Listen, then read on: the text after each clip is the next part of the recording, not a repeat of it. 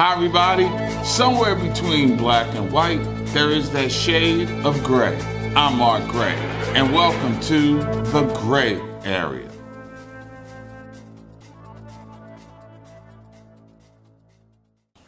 And we thank you for joining us. Today's story is a triumph over tragedy. After losing their son Jordan McNair to the effects of heat stroke following a University of Maryland football practice in 2018, Tonya Wilson and Marty McNair have faced the long walk to both emotional recovery, but helping to make sure other parents don't have to endure the pain that they felt from losing their child who was doing nothing more than living his dream of playing college football at the University of Maryland. Tonya and Marty join us today here inside the Gray Area to share their story, and it is an incredible story of resilience. I truly respect you guys. I'm amazed that you could find such a resilience through the heartache and the pain here. So what has kept you going through this tragedy? Faith, just pure faith for me. And then first of all, we had no idea that what happened to Jordan, that he was going to pass. I mean, heat stroke, drink some water and you cool down. But this has opened our eyes to something bigger than just a heat stroke. Kid safety when you send them to school, off to college. So pure faith. For me, Mark, and thank you for having us, one of the main things was, as Tonya just said, we were very uneducated about a heat-related injury. And, one of the things that, our questioning kind of started after Jordan got injured, and we started asking questions just like any normal family would do when something happens to their child or a loved one. And our questioning started when we got to the hospital, and it was like, okay, what happened? Of course, you want to know what exactly happened and what really happened. So our main focus was if we didn't know these things about a heat-related injury, how many other parents don't know these things? And, one of the things while we were going through, as Tonya just said, we were extremely optimistic the whole time. We knew Jordan wouldn't play. The likelihood of him playing football again might have been somewhat slim, but we didn't really expect to lose him. So when, obviously he had a greater mission than what we initially thought. And at that time, the resilience really was, we have to educate other people on what happened to us and let other people learn from what happened to us and our story. So our work, really just kind of, our grief went into just having a purpose, and our passion just went into being purposeful at that point with starting the Jordan McNair Foundation. Now, in starting the foundation, is this more about you educating people, but while you're dealing with this grief, you're also able to affect policy change? There's what's come to be known as Jordan's Law, which was passed in just about 2 years, when normally bills could take as long as a decade to pass. What was that like? Some people, when unfortunate or a tragedy kind of strikes your family, and a lot of people can say, what we're going to do. And the main thing is, we really wanted to just kind of have some application behind what it is that, we said we were going to do. The big thing for us more so was really to, how do we be impactful? And that was really the main goal. Like, yeah, we can jump up and down, we can make some noise, we can say we're doing this, so we can kind of affect some people or make an impact at a grassroots level. But the main thing was, how do we get respect in regards to Jordan's name and in the work that we're doing? And clearly, we know that legislation and policy is really the way to go. And if you didn't know, now you know in regards to something that would stick and something that would be around for an eternity in regards to, implementing some change. Now, Mark, I'm gonna be honest with you, I had no clue on how to draft a bill. I had to kind of go back to Schoolhouse Rock. I tell people that all the time, like the Saturday morning cartoon, literally like, how does a bill pass? I'm just a bill and I'm only a bill. So I really had to kind of read that. and, you know, look at that video a couple times and get a full comprehension, because that's just not my business prior to this. And, you know, one of the main things is that, you know, along with some politicians, Brandon Scott in Baltimore City, our new mayor, and, you know, delegate now Senator Shelley Heddleman in the state of Maryland, you know, people were very supportive of our story and supportive to help us make change and supportive to help us add Jordan's name to some bills, because when you think of player safety right now, Jordan McNair is usually the first person that pops to mind, especially at the collegiate level. Tonya, now you had to go through this process and watch it play out. So by the time that the law is enacted in May, was there a sense of relief when all was said and done? Yes. And when Jordan passed, you know, that night I came home and I said, you know what, Jordan, your death will not be in vain. So this is where we turn our pain to purpose, because we don't want this to happen to another family at all. How many times? Jordan was the 31st kid. The college level. At the college level. And so 30 other parents never said anything, didn't speak up. One parent, I remember her telling she felt as though she didn't have a voice. So she really never pursued or, you know, looked to get any more answers than, you know, what the settlement was. But yeah, it's at the sit back and we like, as much as I miss my son, but we've done a great good. Now you might remember when the Big Ten was thinking about playing this year, I'm sure that had to bring up some memories for you guys. What do you think it was like for the parents of the kids who were hanging in limbo, waiting to see if the conference was going to force them to play football against a potentially deadly, unseen monster? We just had that conversation today, and we've been having that conversation consistently, especially during the pandemic. And I'll just say this, Mark, you know, in the NCAA, the average student athlete's life is only worth $10,000. That's it. Now, anybody that hears this, do what you want to do with that in regards to the value of your child. And I say that because we know firsthand. The NCAA has a $10,000 life insurance policy on every student athlete in the NCAA. And it's not that, okay, this person may be a superstar athlete or they may be an elite athlete. $10,000.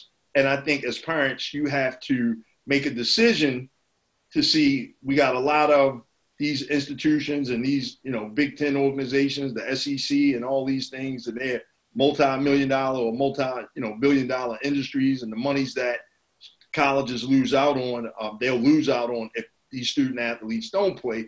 Their life is worth $10,000. And I want to say a little bit more, but I'm just going to leave it there and let a parent make their own decision in regards to that.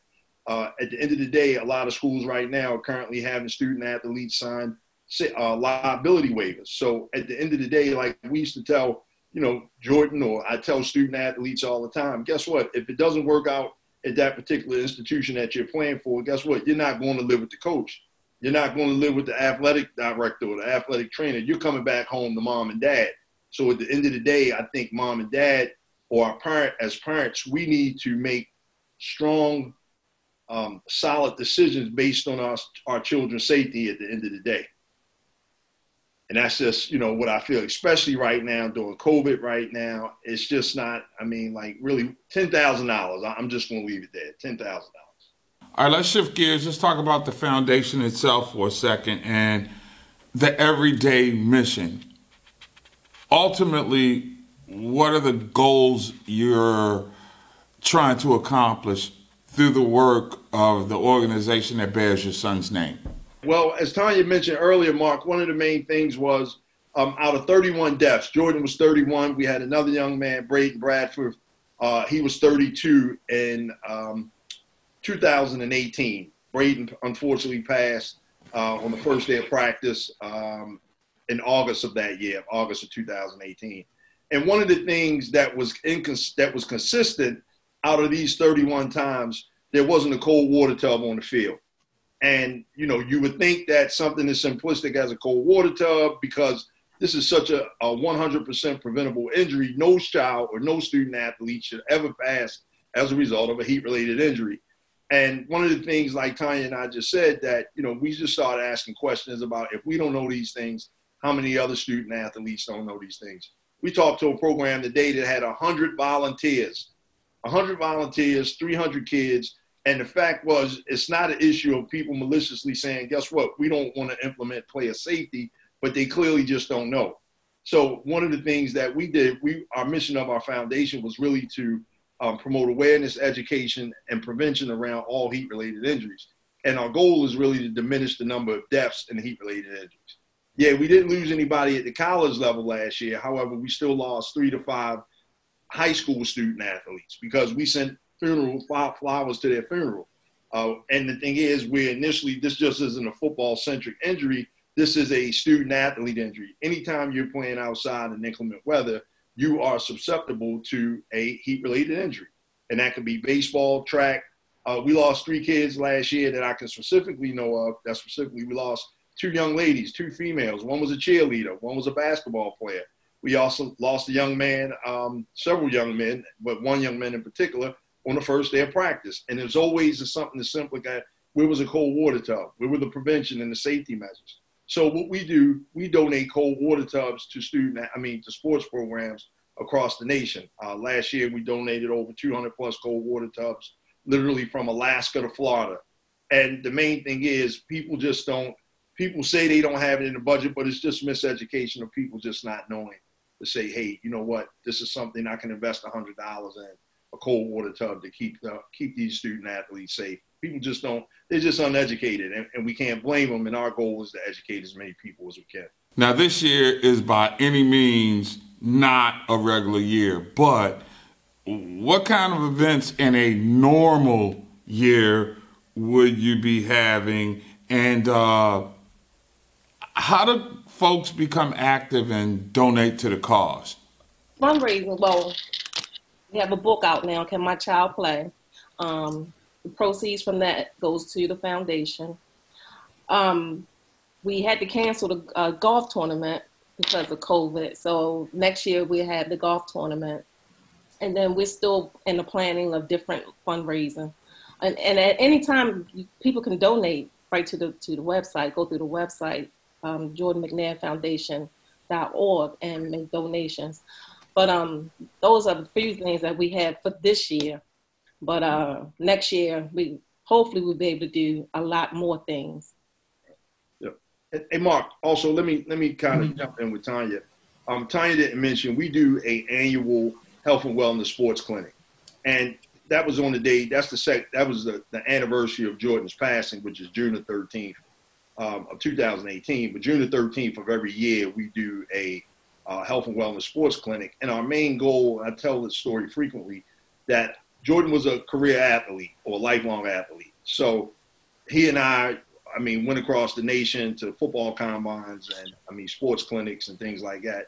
And one of the main things that makes our camps or our clinic so unique is, I was that parent that was sitting in the stands just watching my son, go through various drills and things like that, whatever they were doing.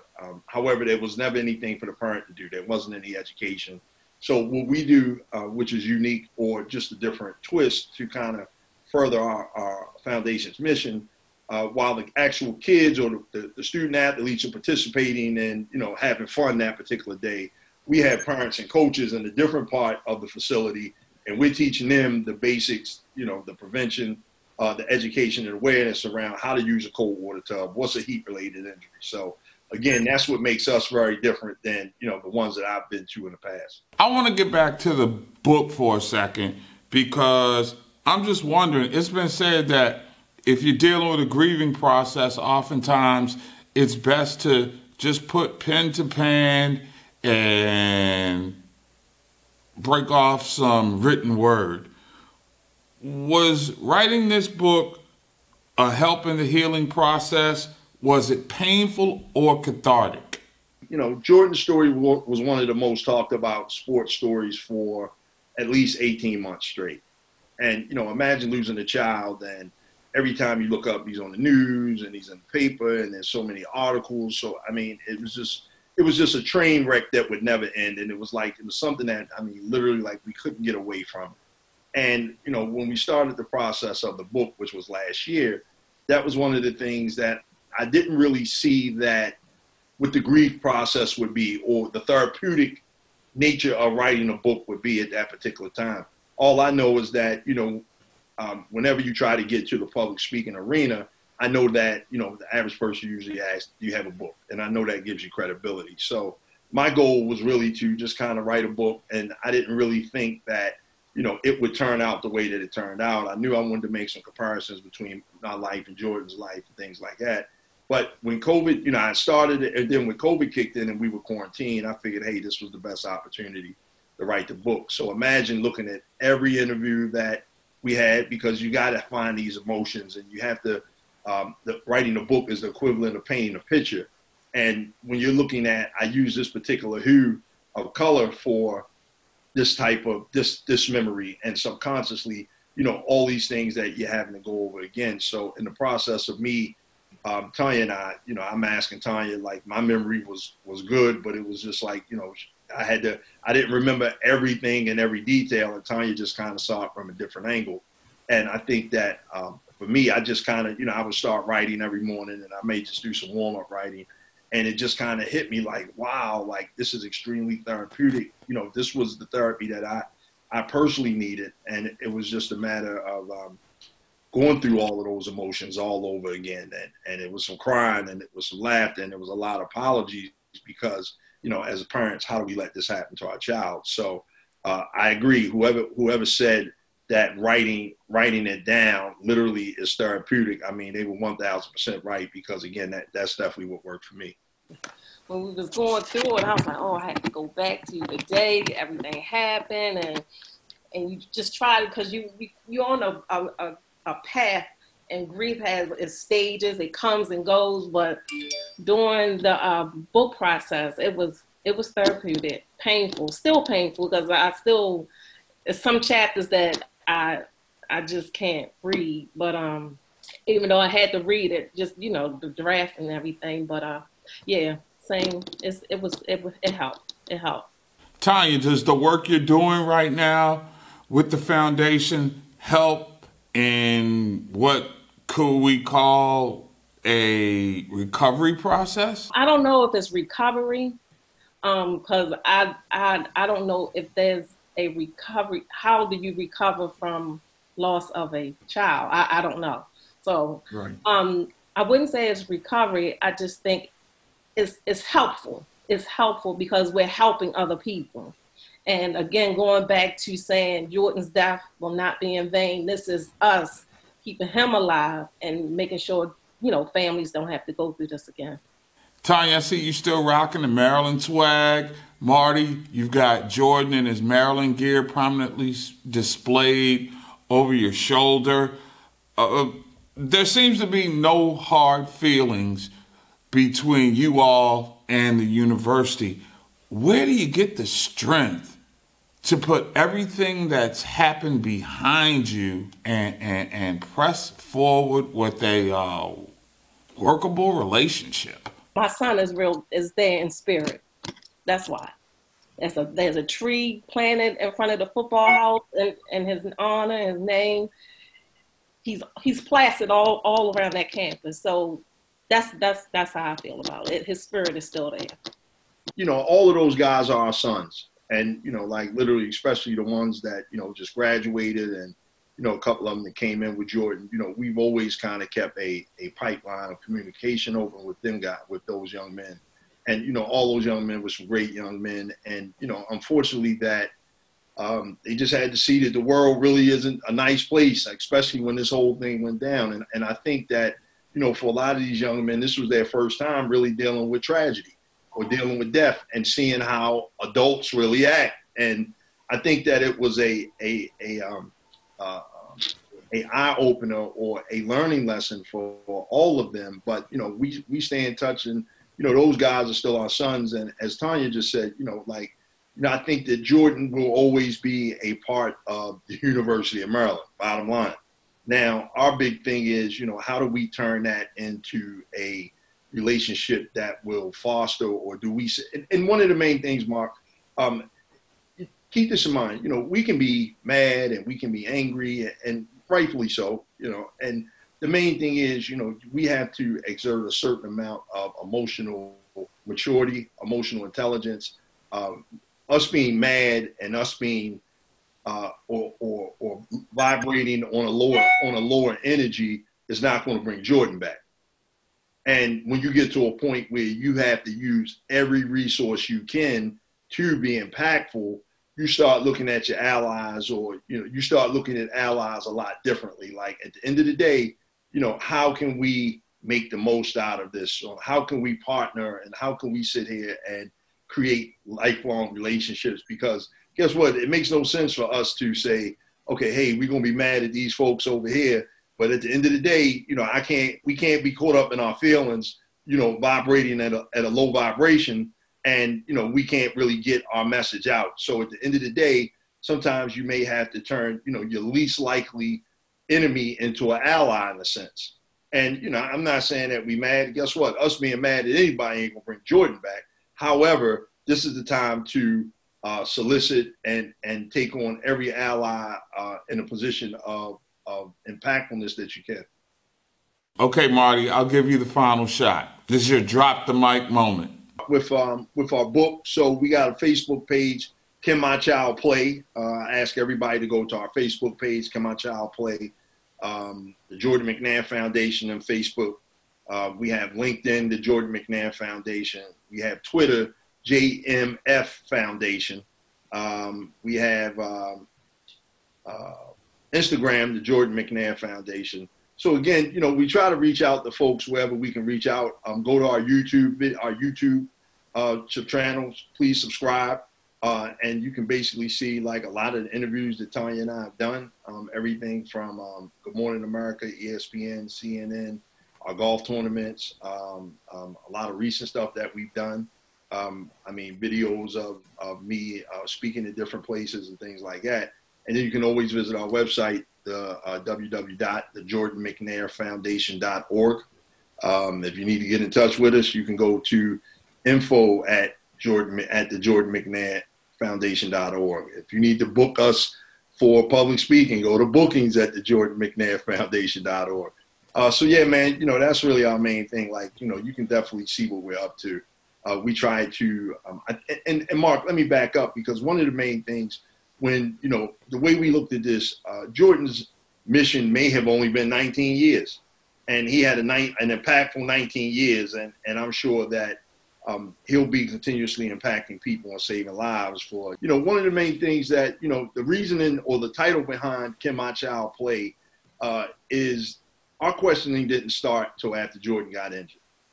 And what we try to do and encourage people, to purchase the book, or once you read the book, it educates people through our story. And one of the main things is, we need to ask, as parents of student athletes, we need to ask more than the two questions that we always ask. Can my child play, and why isn't my child playing? It's a whole host of questions in regards to your child's safety, their scholarships. There's everything that we should be asking prior to those two questions. So I just encourage everybody, all your listeners, if they're parents or student athletes, and, we just talk about how to keep our student athletes safe, how to co-parent successfully. And it's just a story of, redemption and family and love, self-love, and our love for others by sharing our story. All right. Hey, thanks to Tonya Wilson and Marty McNair for sharing their story and the work that they continue to do with the Jordan McNair Foundation. Remember, you can find them all over the place in cyberspace as well at the Jordan McNair Foundation. That's going to close the book on this edition of The Gray Area. As always, somewhere between black and white, there is that shade of gray. Remember to be socially distant, wash your hands, mask up if you're going outside, and by all means, give somebody you love a hug tonight. You may not get a chance to do it tomorrow. And register to vote, y'all. It's bigger than life. Anyway, I'm Mark Gray. Thanks for hanging out As always, look forward to seeing you next time here on The Gray Area.